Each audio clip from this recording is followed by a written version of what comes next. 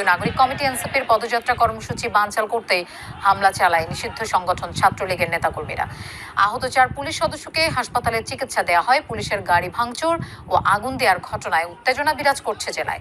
এছাড়া উলপুরে ইউএনওর গাড়িতেও হামলা ও ভাঙচুর করা হয়। কংসুর এলাকায় গাছের গুঁড়ি ফেলে সড়ক অবরোধ করে হামলাকারীরা। পরে প্রশাসন গিয়ে সড়ক থেকে সেসব সরিয়ে ফেলে। আইন শৃঙ্খলা পরিস্থিতি নিয়ন্ত্রণে মোতায়েন রয়েছে সেনাবাহিনী ও পুলিশ। হামলার ঘটনায় জড়িতদের আইনের আওতায় আনা হবে বলে জানিয়েছেন পুলিশ কর্মকর্তারা।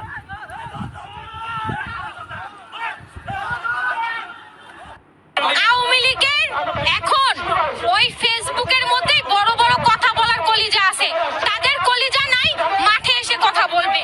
তারা বিদেশে বসে এক একটা স্ট্যাটাস দেয়, এক একটা অর্ডার করে, আর এইখানে যারা কিশোর গ্যাং, যাদের কর্মসংস্থান নাই, যারা বেকার, যারা নেশাগ্রস্ত, তারা শুধুমাত্র কিছু টাকার বিনিময়ে এসে এই ধরনের ঘটনা ঘটায়। এরকম একটা জনসমাবেশে তারা মিনিমাম কোন নিরাপত্তা আমাদেরকে নিশ্চিত করতে পারে নাই। এখানে যদি প্রোগ্রাম চলাকালীন অবস্থায় তারা যদি আমাদেরকে উপরে একটা আমাদের হামলা হইতো, এই কারবার আওয়ামী সংগঠনের সন্ত্রাসীগুলো এখানে এসে হামলা করেছে। তার দেখতে পাচ্ছেন পুলিশরা এখনো প্রতিহত করে নাই। আমাদের উপরে ভম নিক্ষেপ করছে, আমাদের উপরে ভম নিক্ষেপ করেছে ওখান থেকে, পুলিশ কোনো প্রতিহত করে নাই। দর্শক, এই বিষয়ে আমরা আরো জানবো। গোপালগঞ্জ থেকে আমাদের সাথে যোগ দিচ্ছেন সহকর্মী আব্দুল্লাহ তুহিন। তুহিন, আমরা দেখতে পাচ্ছি মঞ্চে ইতিমধ্যেই এনসিপির কেন্দ্রীয় নেতৃবৃন্দ চলে এসেছে। আর কিছুক্ষণ আগেও তো একদম হামলার ঘটনা ঘটেছে, আওয়ামী লীগের হামলা করেছে এবং সেখানে বেশ উত্তপ্ত অবস্থা ছিল কিছুক্ষণ আগে। এই মুহূর্তে আমরা দেখতে পাচ্ছি মঞ্চে কেন্দ্রীয় নেতৃবৃন্দ চলে এসেছে। আপনি তো আছেন সেখানে। পুলিশের গাড়িতেও হামলার ঘটনা ঘটেছে এবং অনেকেই বলছে যে পুলিশের নির্লিপ্ততা দেখেছে, খুব বেশি তৎপরতা ছিল না সেখানে। আর কি জানাবেন আপনি আমাদেরকে?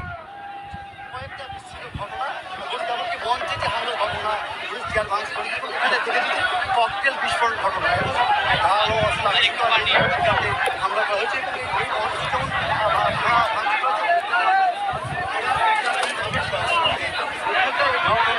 কেন্দ্র করে যে বলা যায় যে একটা পর্যায়ে বহিরাগত যারা ভাঙচুর চালায়, পরবর্তীতে যে ইসলাম নেতৃবৃন্দ যারা আছে তারা কিন্তু। দর্শক, আমরা দেখতে পাচ্ছি বিপুল সংখ্যক সাংবাদিকরা সেখানে আছেন এবং সমাবেশ স্থলে মঞ্চে ইতিমধ্যেই কেন্দ্রীয় নেতৃবৃন্দ এসে উপস্থিত হয়েছেন।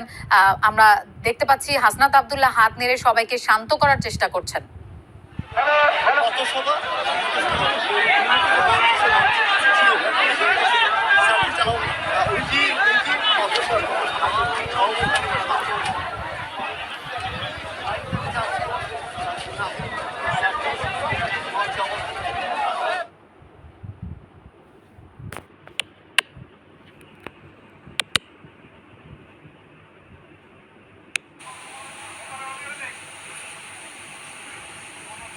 নেতৃবৃন্দ যারা সকাল 11টায় আসার কথা ছিল এবং তারা টেকেরহাট সড়ক দিয়ে গোপালগঞ্জে ঢোকার পথে আজকে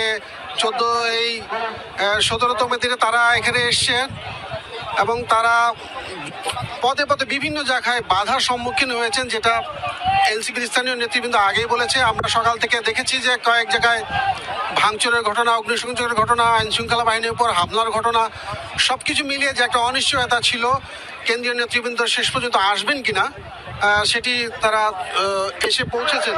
এখন বেলা ঠিক 2টা যখন বাজে তখন তাদের আমরা একটি গাড়ি বহর আইন শৃঙ্খলা বাহিনীর বেষ্টনের ভিতরে তাদের সেই গাড়ি বহরটি এই গোপালগঞ্জ পৌরসভার এই সমাবেশ স্থলে এসে পৌঁছেছে এবং তারা বিভিন্ন রকম তারা ঠিক আসার আগ মুহূর্তে 10 থেকে 15 মিনিট আগে এই সমাবেশে বহিরাগত এবং জয় বাংলা স্লোগান দিয়ে তারা এখানে হামলা করেছে। হামলা করে সমাবেশী স্থলে স্টেজ থেকে ব্যানার ছিঁড়ে নিয়ে গেছে, ভাঙচুর করেছে। স্টেজে সামনে যে বসার চেয়ার ছিল সে চেয়ার ভাঙচুর করেছে, ককটেল নিক্ষেপ করেছে এবং পরবর্তীতে পাল্টা হামলায় আবারও তারা এনসিপি নেতৃবৃন্দ আবার সংগঠিত হয়ে যখন পাল্টা হামলা করেছেন, সেই পাল্টা হামলায় তারা আবার সমাবেশ স্থল থেকে চলে গিয়েছেন।